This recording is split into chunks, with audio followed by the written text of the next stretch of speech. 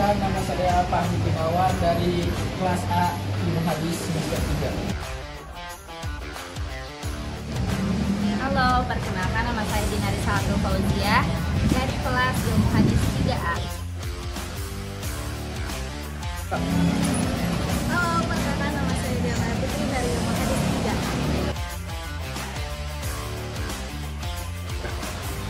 Halo, perkenalkan, nama saya Taiful Panapa dari Ilmu Hadis 3A.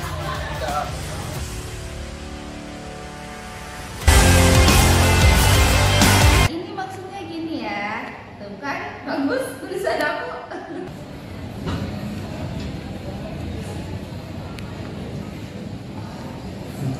Ini itu orangnya gitu ya, kayak Islam banget gitu.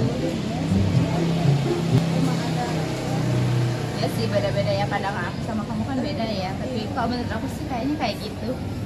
Kalau menurut aku juga kayak. Nah, ilustrasi yang tadi kalian lihat itu merupakan fenomena persepsi yang dilakukan oleh manusia. Apa kalian tahu apa yang dimaksud dengan persepsi? Nah, persepsi merupakan suatu bentuk interpretasi yang dilakukan oleh stimulus terhadap apa yang dilakukan oleh panca indera, seperti pendengaran, penglihatan, dan meraba. Faktor-faktor yang mempengaruhi persepsi ada dua faktor, yakni faktor internal dan faktor eksternal. Faktor internal yang ada dalam diri kita yang mempengaruhi persepsi kita ada 5 faktor internal.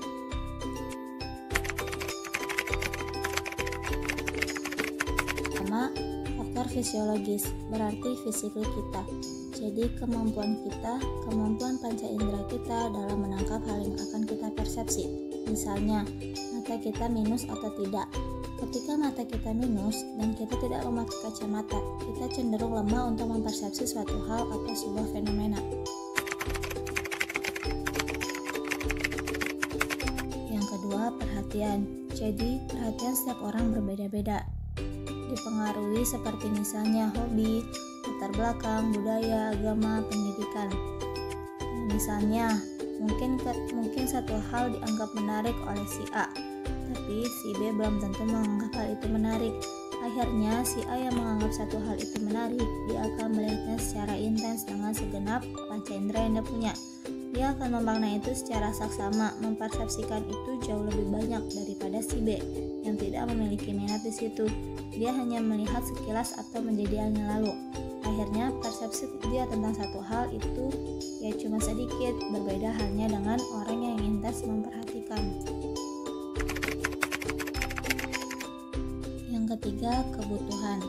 Ketika kita merasa kita butuh, maka kita akan mencurahkan segenap panca indera kita untuk melihat dengan saksama, mendengar dengan saksama, merasakan dengan saksama akan hal yang ingin kita persepsikan. Sama halnya ketika teman-teman dalam kuliah, entah itu kuliah online ataupun secara offline. Ketika kalian merasa bahwa kalian membutuhkan materi kuliah, kalian akan memperhatikan secara saksama, gak hanya ingin lalu saja. Akhirnya apa? Kalian akan mempersepsikan apa yang disampaikan lebih dalam, lebih banyak. Sejatinya setiap dari kita itu mempersepsi apapun itu dari lingkungan sekitar. Ketika kita merasa butuh, maka kita akan berusaha bagaimana untuk memperolehnya. Yang keempat, pengalaman dan ingatan. Misalkan, ketika kuliah online, ada pemahaman yang seru dan itu tidak terlupakan, dan akhirnya kalian mempersepsikan dosen kalian. Yang terakhir, suasana hati. Tidak dipungkiri, suasana hati akan mempengaruhi suasana hati kita, apalagi first impression ke seseorang, atau misalkan orang yang kita mau jadiin teman dekat. Suasana hati ini akan sangat mempengaruhi. Itulah hal-hal faktor internal yang mempengaruhi persepsi seseorang terhadap sebuah fenomena, sebuah hal, ataupun apapun itu. Persepsi tidak melulu harus ke seseorang, bisa ke benda, bisa ke fenomena, bisa ke sebuah kejadian. Jadi persepsi itu luas pemahamannya. Faktor eksternal. A. Ukuran atau penempatan objek atau stimulus. Jadi ukurannya dan penempatannya. Misalkan, ukuran besar itu akan lebih mudah dipersepsikan ketika itu benda akan lebih mudah dipersepsikan daripada ukuran yang lebih kecil atau sedang. Jadi objeknya kita ketika itu lebih tertuju kepada benda yang besar dibandingkan kepada benda yang lebih kecil. Persepsi ini menempatkan atau mempengaruhi penilaian kita terhadap objek atau fenomena itu. Kemudian B, warna dan juga objeknya. Jadi misalkan warnanya cerah, misalkan saya pakai baju warna kuning atau terang berupa warna merah, hijau muda ataupun warna-warna cerah, itu lebih mudah dipersepsikan ketimbang ada orang yang memakai baju warna hitam, dongker atau yang lainnya. Maka warna merah atau menyala itu lebih cenderung netral atau lebih mudah dilihat oleh panca indera tersebut. Kemudian poin C yaitu keunikan dan kontrasan terhadap stimulus. Contohnya yaitu ketika ada satu orang di stasiun memakai baju warna merah atau lebih kontras daripada orang-orang yang memakai baju biasa, maka warna merah itu lebih terlihat dan lebih mudah dipersepsikan. Ataupun ada di suatu tempat atau di suatu kelas, orang itu terlihat heboh atau lebih unik daripada orang-orang lain yang ada di kelas itu, maka orang yang heboh atau orang yang hebring lebih terlihat ketimbang orang-orang yang biasa-biasa saja. Kemudian D, intensitas dan kekuatan dari stimulus.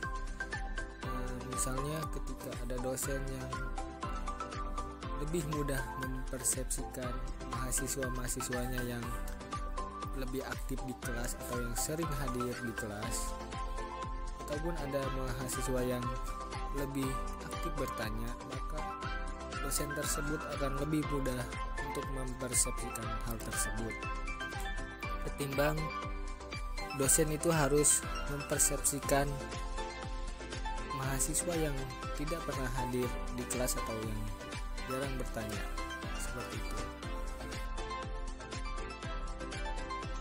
Kemudian poin D yaitu motion atau gerakan. Jadi ketika objeknya itu bergerak atau aktif, bisa disebut aktif, itu akan lebih mudah terlihat dipersepsikan ketimbang daripada objek itu lebih cenderung diam atau tidak bergerak, seperti itu.